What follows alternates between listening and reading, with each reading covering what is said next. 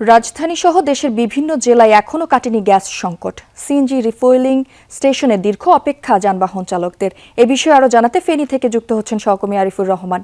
Arif, feeling স্টেশনের চিত্র জানাবেন, সেখানকার সার্বিক চিত্র কেমন দেখতে পাচ্ছেন, আর গ্যাস সংকট নিয়ে সংশ্লিষ্টরা কি বলছে জানাবেন।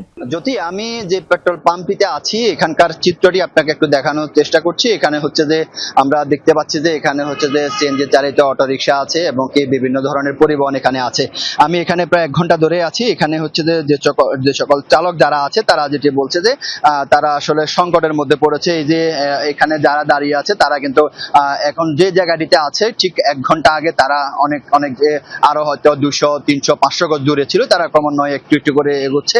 তবে এখন যে পেট্রোল পাম্পটিতে আছি এটি হচ্ছে যে স্টারলাইনের একটি পেট্রোল পাম্প। এই পাম্পটিতে হচ্ছে যে কিছুটা দেওয়া হচ্ছে, তবে তাদের যে চাহিদা সে চাহিদা মোতাবেক তারা কিন্তু পাচ্ছে না। অন্যদিকে হচ্ছে যে আরো অন্যান্য যে সকল চালক যারা আছে তারা যেটি বলছে যে তারা অবর্ণনীয় দুর্ভোগের মধ্যে পড়েছে। সে দুর্ভোগের পড়ার কারণে হচ্ছে যে শুধুমাত্র যে এখানকার যে সকল চালক যারা আছে শুধু তারা না, এই কারণে হচ্ছে যে সকল যাত্রী যারা আছে তারাও কিন্তু অবর্ণনীয় দুর্ভোগের মধ্যে আছে। আমরা এখানকার একজন পেট্রোল পাম্পের ম্যানেজার আছে এখানে, তার সাথে কথা বলবো যে তাদের আসলে চাহিদা কি, আপনারা আসলে যে সকল চালক যারা আছে তারা তাদের চাহিদা মতো আপনারা গ্যাস দিতে আসলে পাচ্ছেন কিনা।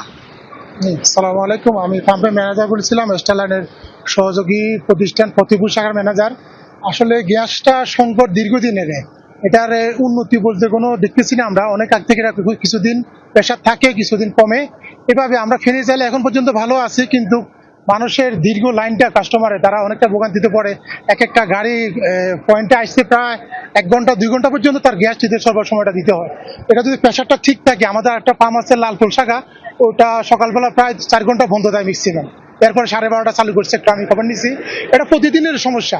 আমরা স্বাভাবিকভাবে অন্য পাম্প থেকে মোটামুটি গ্যাসের পাঁচটা পাচ্ছি ভালো।